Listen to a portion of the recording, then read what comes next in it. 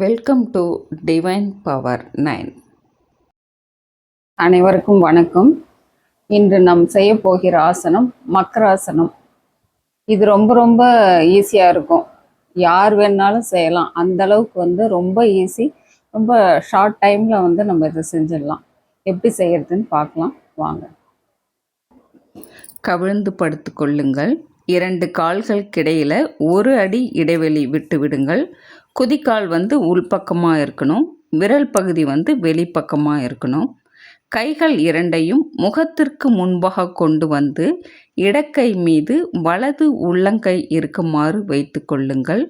இடது தாடை கைகளின் மேல் இருக்குமாறு கண்களை மூடி படுத்து கொள்ளுங்கள். உடலையும் மனதையும் தளர்த்தி கொண்டு சிறிது நேரம் ஓய்வெடுத்த பின் பழைய நிலைக்கு வந்துவிடுங்கள்.